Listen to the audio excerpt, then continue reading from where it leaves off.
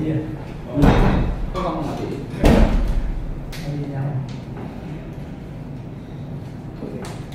Udah belum? Udah. Saya ucapkan selamat pagi buat Bapak Ibu saudara-saudara yang kasih dalam Tuhan. Selamat pagi. Tadi kita akan belajar mengenai jalan keselamatan, yaitu Yesus satu-satunya juru selamat dari perjanjian lama sampai perjanjian baru. Dan saya akan memulai dengan menarik garis zaman. Ini kita sebut sebagai penciptaan. Dan kalau ini kita sebut sebagai akhir zaman. Nah, Bapak Ibu saudara-saudara yang saya kasih dalam Tuhan, di sini di dalam penciptaan, ketika Allah menciptakan segala sesuatu, Allah menciptakan dua pribadi yang di surga Dia ciptakan malaikat, dan di bumi Dia ciptakan manusia.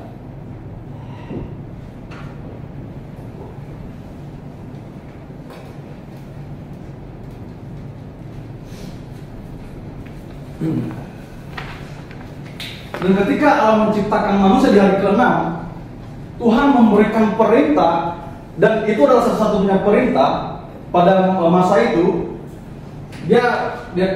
Tuhan berfirman di dalam Kejadian pasal 2 ayat 16 sampai 17. Di situ dikatakan bahwa Adam dan Hawa boleh makan segala buah yang ada di dalam Taman Eden, karena Tuhan menempatkan manusia yang Dia ciptakan itu di Taman Eden. Dan Tuhan membebaskan manusia untuk memakan segala buah-buahan di dalam taman itu. Namun ada satu yang tidak boleh dia makan, yaitu pohon pengetahuan. Pohon pengetahuan yang baik dan yang jahat, yang ada di tengah-tengah taman itu tidak boleh dimakan. Nah, katanya di situ, jikalau Adam dan Hawa memakan buah pohon itu, maka mereka akan mati. Nah, saudara-saudara yang saya kasih dalam Tuhan, malaikat yang sudah Tuhan ciptakan tadi, ternyata sepertiga dari antara mereka jatuh menentang Allah. Mereka memberontak dan menyamai Allah. Kita bisa melihat ceritanya di dalam Yesaya 14. Nah, di situ mereka menyamai Yang Maha Tinggi, dan akibat itu Tuhan mengusir mereka dari surga. Dan ketika mereka sudah gagal menentang Allah, mereka bikin suatu sistem di mana mereka akan mengacaukan manusia ciptaan Tuhan dengan cara mempelesetkan firman Tuhan yang sudah Tuhan berikan kepada manusia. Kita bisa melihat kejatuhan mereka di dalam Kejadian pasal 3. Di situ iblis berusaha untuk mengacaukan pikiran manusia terhadap Allah, di mana mereka berkata bahwa enggak, kalau kamu memakan buah itu kamu akan sama seperti Allah. Ini adalah konsep yang memang sudah dilakukan oleh para iblis untuk menentang Allah, dan sekarang mereka mempengaruhi manusia supaya manusia bisa berbalik memusuhi Allah. Dan ternyata kita melihat dalam Kejadian 3, Bapak Ibu saudara-saudara yang saksi dalam Tuhan, mereka jatuh.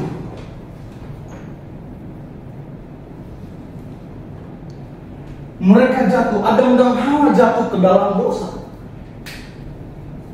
Dan kita lihat bahwa mereka sebelumnya diciptakan dengan keadaan yang kudus, tetapi karena mereka sudah melanggar hukum Allah yang mula-mula diberikan kepada mereka, mereka jatuh dan mereka dibuang dari Taman Eden. Itu adalah bukti bahwa ketika Tuhan sudah tidak menerima manusia, sama seperti malaikat diusir dari surga, manusia juga diusir dari Taman Eden. Nah, akibat dari kejatuhan mereka, posisi yang kudus tadi menjadi status orang berdosa. Manusia menjadi status orang berdosa dan kehilangan kemuliaan Allah.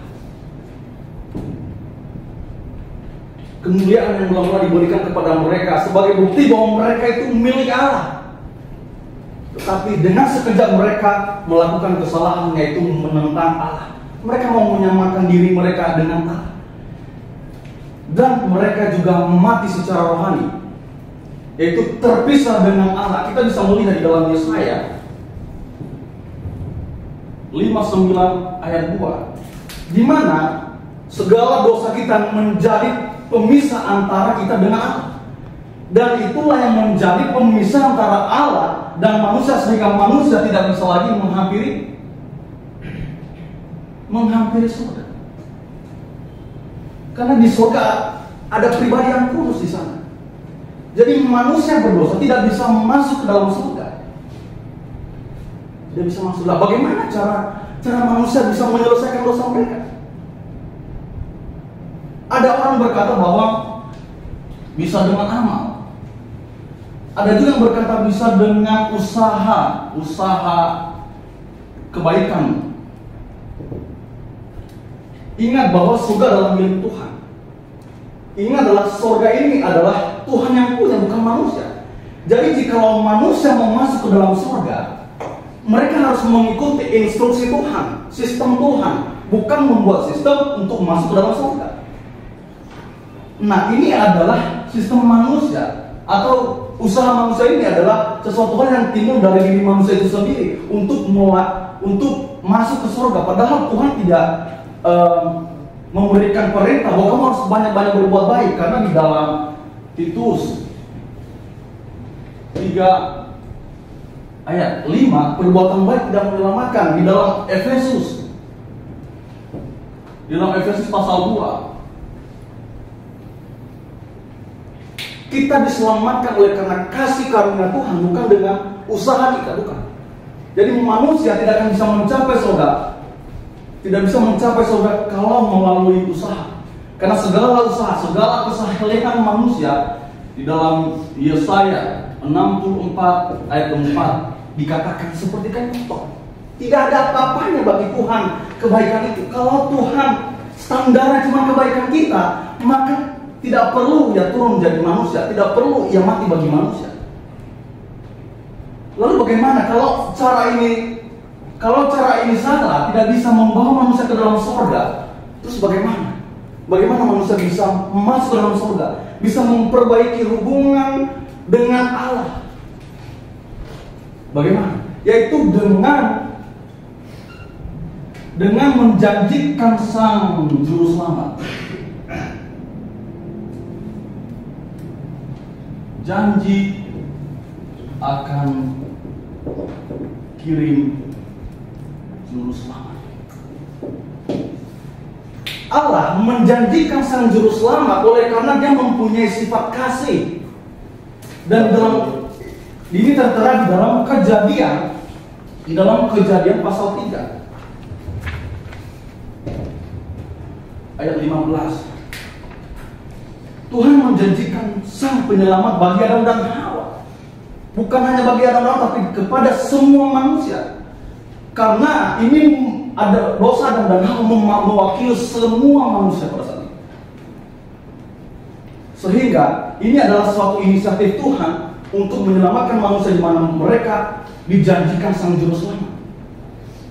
Nah, perintahnya adalah sambil mengingat janji Tuhan itu, Adam dan Hawa dan semua orang di dalam perjanjian lama harus melakukan ibadah simbolik dan mendirikan sebuah mezbah,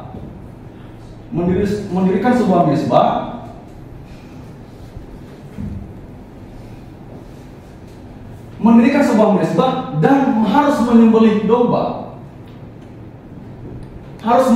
domba di dalam perjanjian lama. Itu menyimbolkan Sang Mesias yang akan datang, Sang Juru Selamat yang akan datang, yang menebus mereka. Dan mereka harus membuat ini dari sepanjang zaman perjanjian lama. Oh, jangan berkata bahwa saya hanya percaya janji aja, tapi tidak perlu bukti. Inilah buktinya. Dan ini kita lihat terrealisasi di dalam kehidupan Habel. Ketika Habel dan Kain mempersembahkan persembahan mereka, Habel berada di posisi yang lurus karena dia mengingat janji Tuhan, sehingga ia mempersembahkan korban dan korbannya diterima, persembahannya diterima.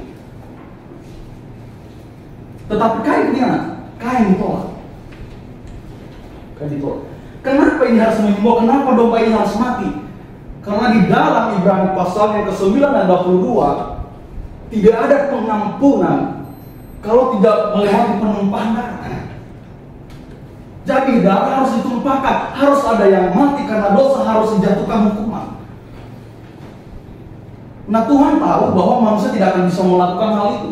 Oleh sebab itu dia menjanjikan hal ini, dan manusia tinggal ikuti syaratnya, ikuti instruksi Tuhan, yaitu melakukan ini sepanjang zaman perjanjian lama sambil mengingat janji akan kirim juru selamat. Dan ini masih ibadah simbolik sederhana hingga sampai nanti hukum Taurat diturunkan, disempurnakan di dalam Bait Allah. Jadi mereka, kalau orang perjanjian lama mau masuk surga, Bapak Ibu Saudara-saudara saya kasih dalam Tuhan, mereka harus percaya kepada Sang Juru Selamat yang akan datang. Inti dari iman mereka adalah percaya kepada Sang Juru Selamat yang dijanjikan Tuhan untuk mereka. Dan mereka mempersembahkan domba sambil mengaku salah kepada Tuhan. Dan ini dilakukan hingga nanti tampilnya Yohanes, dan dia berseru di dalam Yohanes pasal 1 ayat 29. Yohanes berseru, "Lihatlah anak domba Allah yang menghapus dosa dunia. Domba yang menyimbolkan Sang Juru Selamat sudah datang," yaitu Yesus Kristus. Yesus Kristus adalah keutuhan dari simbol yang di dalam perjanjian lama. Nah, jadi ketika Tuhan sudah datang, dari sejak Tuhan datang sampai kita saat ini, bagaimana cara kita diselamatkan? Apakah mengikuti zaman perjanjian lama? Apakah mengikuti orang-orang Israel yang melakukan ibadah simbolik? Tidak. Tetapi kita saat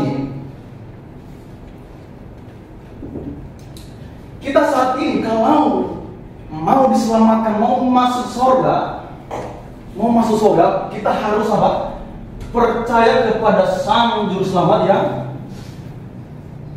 yang sudah datang. Karena dia adalah pendamai. Dia adalah pendamai segala dosa kita, yang menanggung dosa kita adalah Yesus Kristus.